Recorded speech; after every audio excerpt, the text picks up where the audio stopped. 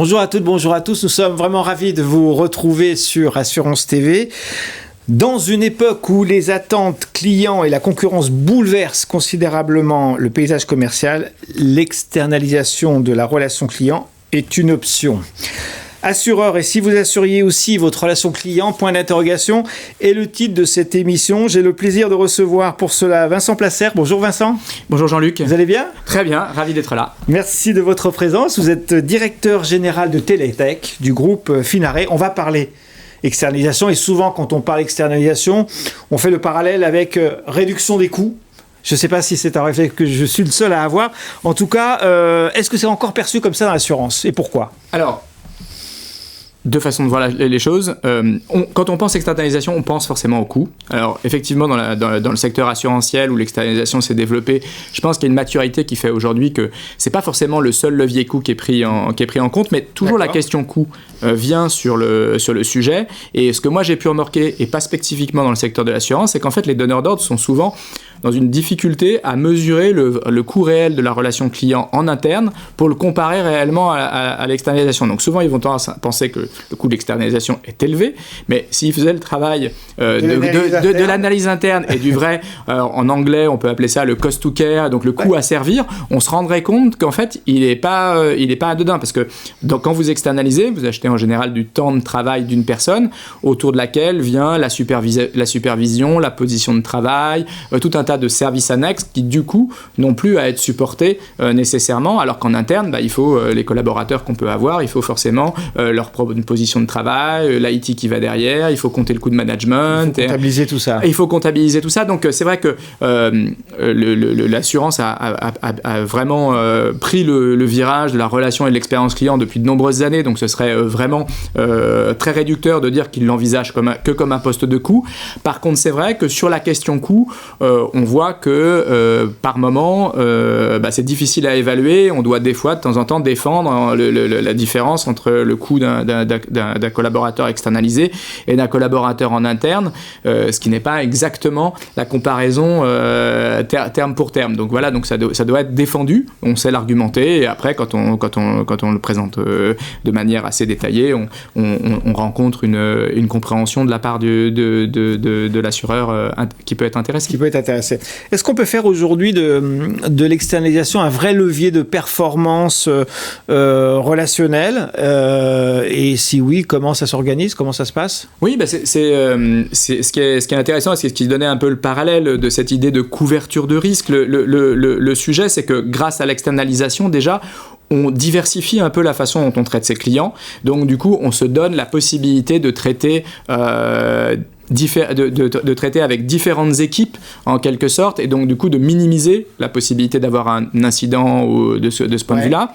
Les sociétés d'externalisation comme Télétech aujourd'hui ont une grande capacité de flexibilité, donc elles sont en capacité de faire très rapidement des montées en charge et ainsi de suite. Nous typiquement on est vraiment en capacité de recruter une dizaine de personnes sous 15 jours et d'avoir comme ça un afflux et d'avoir des réponses en moins de 72 heures sur des augmentation de 15 à 20% du flux, donc ça permet aussi, donc l'impossible est difficilement prévisible, personne ne peut vraiment complètement le circonscrire, le fait de dire j'ai prévu tous les risques, donc du coup avoir un partenaire externe qui est en capacité d'apporter le flux, c'est vraiment un atout. Et puis à mesure qu'on investit dans la relation avec son partenaire, moi je le vois sur des dispositifs qu'on peut avoir avec certaines sociétés de groupes mutualistes ou de sociétés des acteurs de la gestion par exemple, on voit que nos collaborateurs, par la proximité que le donneur d'ordre a en venant à la rencontre de nos équipes fréquemment et ainsi de suite, nos collaborateurs commencent à se sentir davantage finalement investis dans la mission qu'ils ont pour notre client que comme nos collaborateurs. Et donc du coup en fonction de la proximité, c'est toujours une question d'investissement, c'est-à-dire que dans un partenariat, comme dans beaucoup de relations, si on met rien soi-même, il ne va pas sortir grand-chose. Par contre, si on met beaucoup, en général, on en retire pas mal. Donc c'est cette capacité, et les équipes Télétech sont vraiment en capacité d'accompagner leurs clients pour fournir une prestation qui va être vraiment dans les codes et dans l'ADN. Évidemment, si ces codes sont flous chez le donneur d'ordre, ça va être compliqué. Par contre, s'ils sont très bien explicités, et on a des clients qui nous donnent vraiment des chartes de marque, les valeurs et ainsi de suite, nous, on se nourrit de ça, et à partir de là, on va être capable de le traiter avec leurs propres clients, comme si ça avait été fait par eux-mêmes. Donc, c'est une question de... voilà, qu'est-ce que j'investis dans cette relation partenariale, et c'est pas le lien contractuel qui est très différent, qui va expliquer la différence. Pas parce que j'ai un CDI chez moi et un partenaire externalisé, on a des cas où on produit en externe un meilleur travail que certaines équipes internes. Donc il y a un double levier, un levier quantitatif en fait sur la gestion des flux très rapides, et un levier qualitatif en fait sur la proximité collaborateur de Télétech avec les collaborateurs clients. Hein. Exactement. Et souvent, on essaye de jouer sur cette proximité avec des immersions chez le client, où on a évidemment les possibilités d'écoute à distance et ainsi de suite pour se comparer. On fait des comités qualité, et donc du coup nos donneurs d'ordre nous sont capables de benchmarker véritablement si la réponse qu'on a apportée est différente de celle qui a été faite en interne, et on s'ajuste les uns avec les autres régulièrement. Donc il n'y a pas de ce point de vue-là une différence liée à la qualité, et on le voit même, nous on travaille à majorité en inshore, donc en France à 90%, mais on le fait aussi depuis Casablanca. On a des dispositifs où on a des équipes qui sont à la fois au Maroc et à la fois en France. Du point de vue de l'adhérent, au final, ça se voit pas forcément, ça se ressent pas finalement sur la façon dont c'est traité. On arrive à créer une expérience fluide de bout en bout. Est-ce qu'il y a un autre levier sur l'innovation, par exemple, peut-être? Est-ce que vous n'apportez pas cette capacité d'innovation, alors je sais pas, technologique, managériale, aussi à vos clients?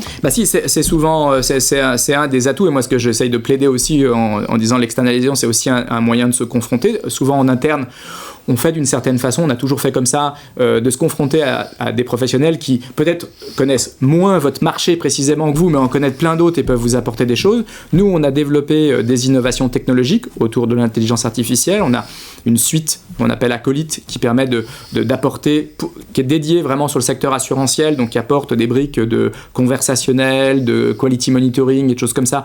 Donc c'est un moyen de mettre le premier pas dans ces technologies pour nos clients, c'est-à-dire que tout le monde en parle aujourd'hui. De l'appréhender, d'y aller, mais pour fonctionner. Voilà, de se lancer en interne avec un projet, ça peut être lourd. Là, de s'appuyer sur son partenaire qui a déjà des solutions, ça peut être un premier pas, et de se dire, voilà, je vais tester comme ça.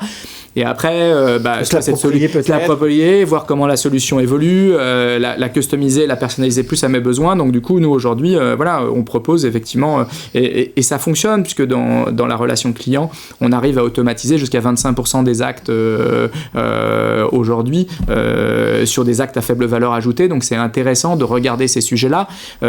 C'est pas forcément pour faire des économies à la fin, mais ça peut être pour mieux déployer. Est-ce que si je mets moins d'humains sur des actes simples, est-ce que je peux en mettre plus à des moments plus chauds, là où le client est en demande, et donc du coup à la fin le budget il est ISO, mais je l'ai mieux réparti, et mes adhérents se disent tiens, quand j'ai un vrai pépin dans un moment de vie un peu dur, là les gens n'hésitent pas à rester 7, 8, 9 minutes avec moi au téléphone, parce que par ailleurs on sait qu'on a optimisé des demandes simples comme un duplicata de carte de tiers payant ou le mot de passe de connexion à l'espace client. Donc c'est des choses comme ça qu'on fait. Donc cette capacité à apporter de l'innovation technologique est effectivement... C'est votre quotidien. Oui, c'est ça. Et puis nous, on est preneurs d'échanger avec nos clients, de proposer effectivement des bonnes pratiques. Après, le client fait comme il veut. Exactement. On propose, mais il dispose. Donc ça, il n'y a pas de sujet, mais on est là pour proposer. Et je pense que dans certains cas, on voit aujourd'hui, nous, on traite dans le secteur assurantiel plus d'une vingtaine de clients différents. Il ne peut pas ne pas y avoir de bonnes pratiques à apprendre de tout ce qu'on a appris depuis plus de 25 ans qu'on travaille dans ce secteur. Après, que tout soit pertinent, je ne suis pas non plus à penser qu'on fait 100% mouche, mais on ne peut pas faire non plus jamais mouche. Donc on il y a des choses à prendre en termes d'innovation. Exactement. Dans le cadre de l'externalisation, on va parler, Vincent Placer, des enjeux de responsabilité sociétale et environnementale. On ne peut pas ne pas l'évoquer. C'est un sujet majeur pour toutes les entreprises, et en particulier pour les entreprises du secteur de l'assurance à laquelle vous vous adressez. Est-ce que cette approche d'externalisation, elle s'inscrit également dans une logique de RSE ? De la même façon, bien sûr, nous aussi, on est soumis à ce besoin de développer notre promesse sociétale. Donc, c'est vrai que ça passe par des travaux sur notre empreinte écologique, notre empreinte carbone. On n'est pas des gros consommateurs d'énergie, mais on essaie de diminuer la part du papier. Nous, on est quand même labellisé sur Service France Garantie, puisque plus de 80% de notre relation est faite en France. Donc, ça permet aussi d'être dans cette logique du Made in France, dont certains certains acteurs valorisent. On peut quand même emmener nos clients à l'offshore. Et puis, on travaille sur des PC reconditionnés. Et pareil, on a aussi la capacité d'apporter, et certaines donneurs d'ordre ou de demandes, l'utilisation de personnes qui sont éloignées de l'emploi, que nous, on sait accueillir plus facilement que des fois en interne. Donc, du coup, c'est des leviers aussi où on peut travailler selon le cahier des charges de notre partenaire sur, effectivement, ces sujets. Donc, on peut avoir une externalisation responsable. Oui. Avec vous. Exactement. Tout est dans le cahier des charges. En fait, le point, c'est de dire, faut pas avoir une idée préconçue de l'externalisation. C'est comme ça. L'externalisation, c'est ce qu'on en fait. Et vu que c'est un outil flexible, si on nous demande d'avoir des standards élevés de qualité, d'apporter de l'innovation et d'investir la RSE, évidemment qu'on sait le faire. Après, je reboucle avec la première question. Bien sûr que si on nous le dit, par contre, de le faire au moins cher possible, il va y avoir un moment où ça va commencer à coincer. C'est-à-dire qu'il faut mettre en adéquation ses besoins et le budget. On sait pas. Voilà. Mais en tout cas, on sait faire et répondre à toutes ces demandes-là. Et je pense que c'est un levier intéressant à nouveau pour assurer ces risques et tester des choses. Le titre de notre émission est Assureur. Et si vous assuriez aussi votre relation client, pour conclure, qu'est-ce que vous pourriez dire aux nombreux assureurs qui nous regardent ? Je pense que pour ceux qui n'auraient pas encore franchi le pas de l'externalisation, il faut vraiment voir ça. Justement, c'était un peu le parallèle qu'on voulait avec ce titre quand on en discutait ensemble, Jean-Luc. C'était de se dire que c'est un moyen de diversifier ses risques, prendre un partenaire supplémentaire dans son dispositif. On peut aller y chercher des innovations, des bonnes pratiques et ainsi de suite. On va se couvrir sur des risques de flexibilité, des risques d'emploi et on va y apprendre des choses. C'est une relation pour finalement... Quand on fait le bilan, un coût pas bien supérieur, voire même souvent inférieur à celui de ce qu'on aurait fait en interne. Donc on va apprendre pour grosso modo le même budget que si on l'avait fait soi-même. Donc c'est intéressant de se lancer et puis de voir comment ça répond. Et c'est vrai que les équipes Télétech sont toujours prêtes à relever de nouveaux défis. Parfait, on arrive à la fin de notre échange. Vincent Placère, mille merci d'être revenu sur ce plateau. Merci beaucoup Jean-Luc, c'était très agréable comme échange. Je rappelle que vous êtes directeur général de Télétech du groupe Finaré. Merci à vous tous de nous avoir suivis. À très bientôt sur Assurance TV. Merci.